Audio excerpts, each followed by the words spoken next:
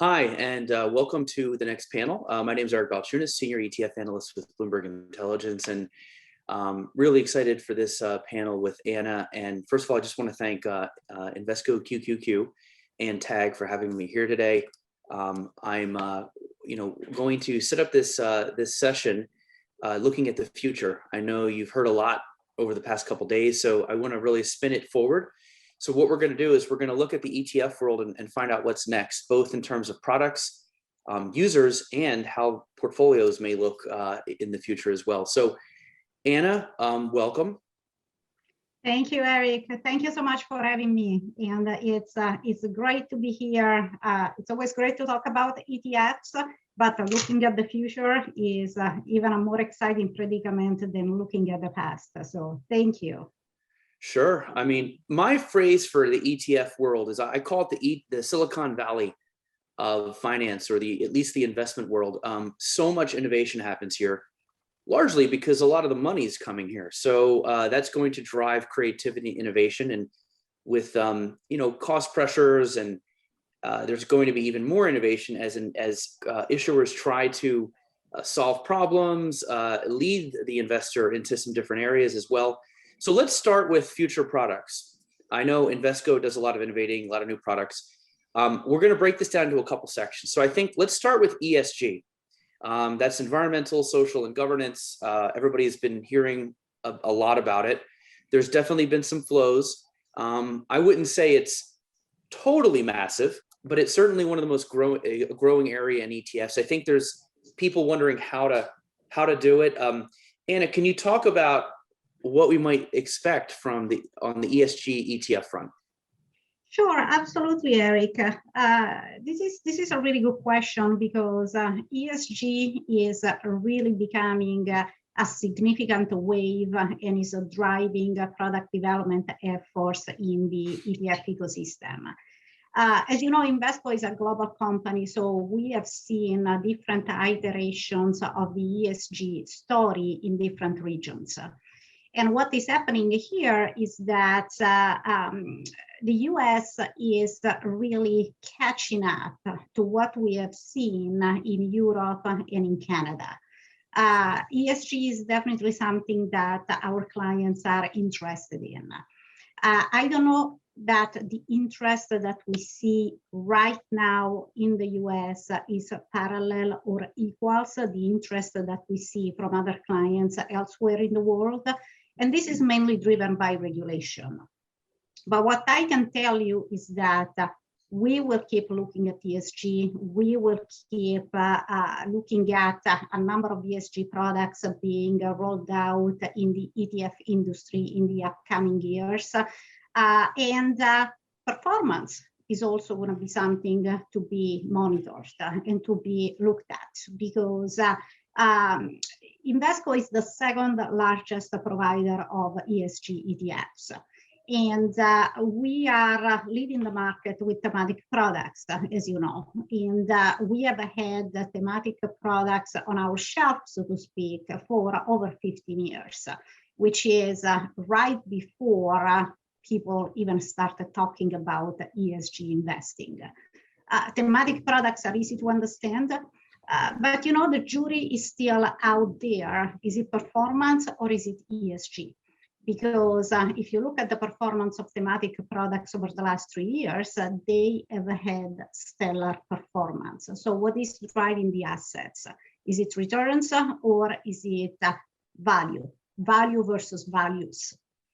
We think that there is an environment in which values and value can coexist, and this is what we are going to see in the US ETF ecosystem in the upcoming years.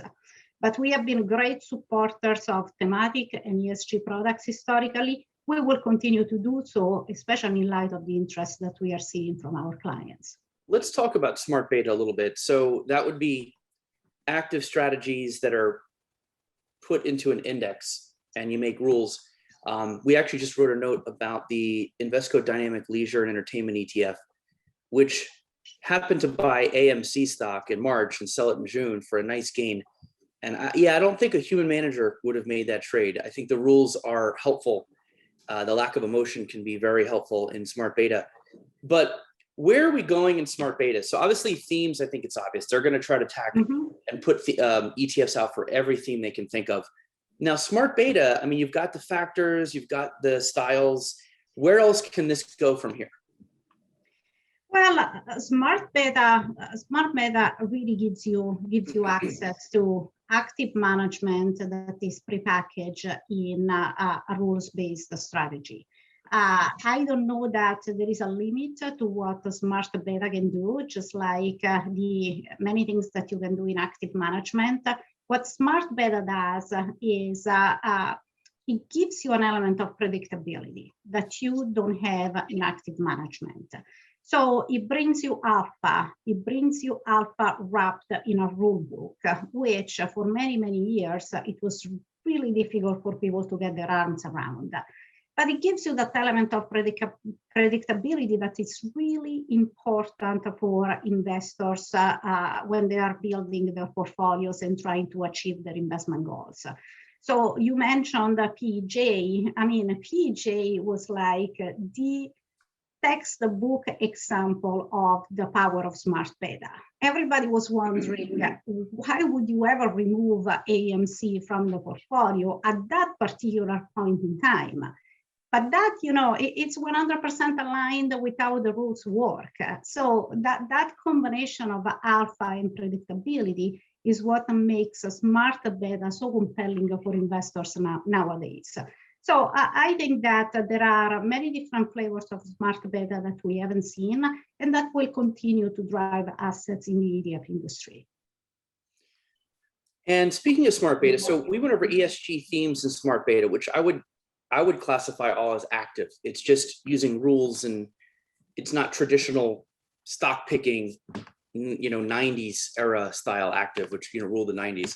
That said, a lot of the traditional discretionary managers are now trying to get into the ETF world through active, non-transparent ETFs or semi-transparent, where they show their holdings only on occasion or a proxy basket.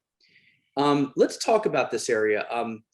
We're a little bearish, but we see that, you know, there's probably going to be a couple hits. I don't know. What's your take on this?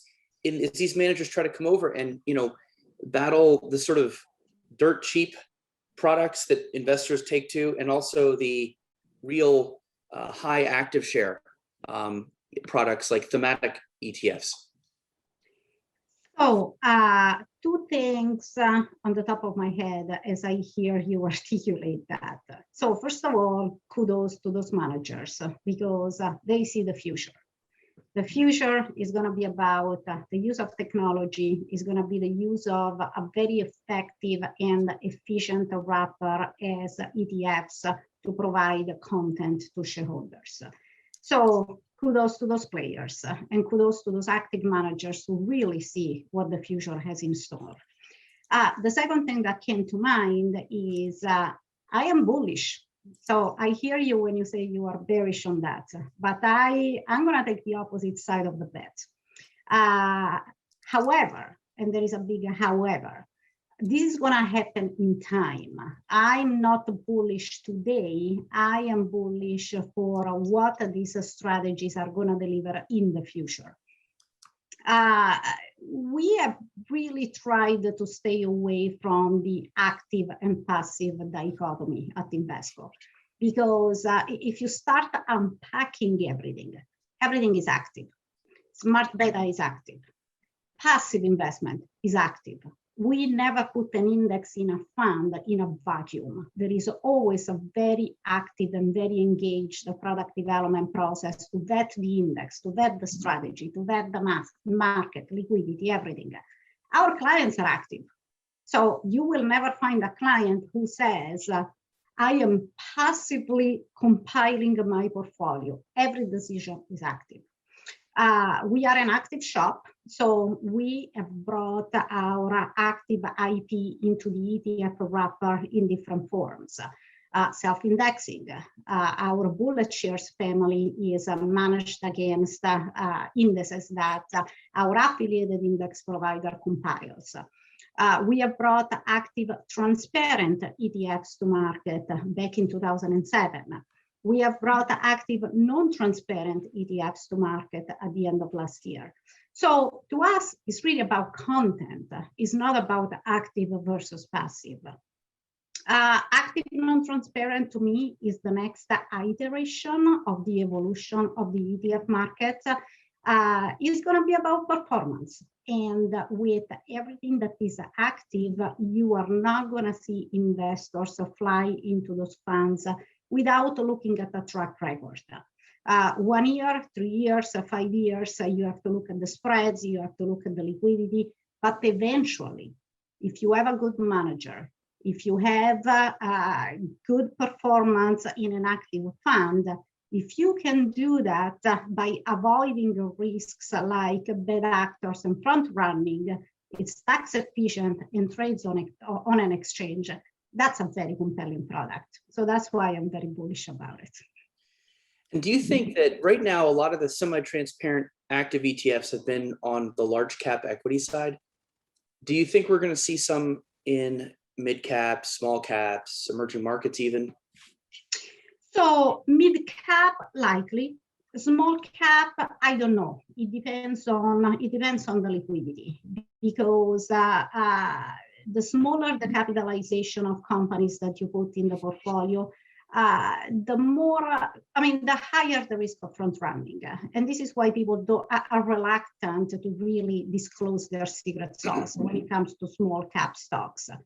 Emerging markets are not yet allowed, so the SEC doesn't let you do emerging markets or fixed income.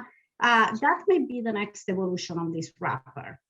You may remember back in the day where you could only launch equity ETFs, and then the regulatory door was open to fixed income. I do think that there is a lot of value, and there will be a lot of value doing emerging markets and fixed income as a semi-transparent ETFs, but we are not there yet. Okay, let's turn now to the users of ETFs. So traditionally, the main user of ETFs have been advisors. People have different percentages, but we see maybe 70% of ETF assets are advisors, maybe 10% are institutions, and maybe 15-20 are do-it-yourself retail investors, although that lane seems to be the one expanding the most lately. Can you talk about how those percentages might be evolving in the future? Absolutely. This is really fascinating, Eric. And the pandemic and COVID definitely accelerated a trend that we were observing and exploring, which is the direct channel, do-it-yourself investors. Now, look at what happened in the last 15 months. Online trading, that definitely increased in popularity. Use of smartphones and mobile devices for banking, trading, that accelerated last year. Robinhood, commission-free trading, and stay-at-home, self-direct users. If I asked you what you learned last year, I'm sure that you are going to say, I watched a ton of YouTube videos, I'm fixing my toilet, I'm changing my windows, things that you had never done before. So people learned to be self-aware, and investing is only part of that trend. We have seen it in the numbers. 15% of US investors today say that they started trading in 2020. And the average age of those investors is 35. In 2021, investing has gone viral, which is also a new thing. Reddit and everything that happens with social media, which may be good and bad, it depends. And we saw it internally. We saw an increase in clients coming to us direct. And just to give you a couple of numbers, last year, 20%, between 20 and 22% of our AUM was comprised of do-it-yourself investors. But by the end of last year, 35% of the flows came from the direct channel. Wow. So this is definitely a segment of the investor population that is growing. I don't think that direct investors are always disintermediated. Some of these investors also work with a financial advisor, but the ability to buy and the ability to make investments, especially when it comes to ETFs directly, is increasing in popularity. Now, I think it's exciting, but I also think that we need to pay attention to it because, you know, the Spider-Man rule, with great power comes great responsibility. ETF doesn't mean free from risk. So it is our responsibility to continue to educate investors. The best surprise when it comes to clicking the button and buying an ETF is no surprises. And we are spending a lot of time focusing on that direct channel to increase the education. And just real quick on institutions, there's a, you know, I'll call these asset owners. This would be like pensions, endowments, foundations. They've traditionally only used ETFs for very specific purposes to adjust the portfolio real quick. Something like the Qs they would use, highly liquid. Let me just put it in my portfolio for a couple months till I find a manager or something like that. Do you see their usage expanding, especially as ETFs get cheaper, more liquid, which could possibly appeal to them as replacements for derivatives and or separate accounts? Oh, absolutely, absolutely. We have seen that segment of the investor population growing dramatically over the last 2 years. The barbelling effect is real, and institutional investors are now using ETFs as part of their portfolio, not just as a way to park the cash, waiting for that cash to be invested. We have seen that in bulk beta and the traditional bulk beta low fee strategies. But what we are seeing right now is that those clients also tend to engage on strategies that are not just a bulk beta play. Because quite honestly, bulk beta, they can have it in an SMA. They don't need to buy the ETF. They can go into an SMA, the price is going to be more compelling and it's going to be more efficient for them. But they are also becoming increasingly interested in smart beta or value add strategy, because again, this is part of their portfolio build out. It's not just a temporary use of cash pending investments. You mentioned the word barbelling, and this brings us to sort of the final part of the conversation, which is just how portfolios are changing and what they may look like in the future. One thing we've noticed, and I guess I'd love to get your take, is that they are barbelling. The flows seem to go to, as you call it, bulk beta. We call it vanilla or cheap beta. That takes in, you know, a little over the majority of the flows. And then a large minority, maybe 20, 30%, seem to go to things that are completely different. And that could include everything from themes, smart beta, and e-crypto, single stocks, option strategies, some of the things you talked about that the retail traders are doing. And that is because they want to be active, but they've got the core covered here. So they really want, like, we call it hot sauce. So put a little hot sauce on top. And also that might take your mind off of the boringness of the bulk beta and help you behaviorally. So kind of adds up to us, and the flows show this. You know, what do you make of that? So I like the way you described it with the hot sauce. I really like that because it gives you a visual that I think is 100% aligned with what we see. You know, people are asking themselves a basic question, which is, do you believe that markets are efficient? Because if you believe that markets are efficient, all you need to do is stay in the market. Why would you pay to stay in the market? So plain vanilla, low cost strategies, that's the answer. But there is an element of, there is a belief that the markets can be efficient, but that you can outperform the market if you are smart, if you have a very thoughtful asset allocation strategy. So we think is incredibly insightful and is also really helpful and thoughtful for investors to say, I'm going to have the base covered. I want to be in the market and I'm not willing to pay for that, but I think I can do better. I have the tools to do better. I have value-added strategies. I have smart beta. I have sectors. I have access to segments of the market that will give me returns in excess of what the markets have to offer, even if I believe that markets are efficient. And this is what contributing to that dynamic. I don't think that dynamic is going to go away. And at different cycles and at different times, you will see that needle moving, maybe a lot or significantly towards low-cost beta, just like we have seen last year during the pandemic. But then with the recovery, we are seeing now the level turning into smart beta and value-add strategy. So that dynamic will continue to persist, and the needle will shift based on investor sentiment and where we are in the recovery phase. All right. Well, thank you, Anna, for all those thoughts. That concludes our panel discussion today, and hopefully you got some food for thought for what to expect in the ETF future, which should be exciting as usual. Thank you. Thank you, Eric. Thank you, everybody.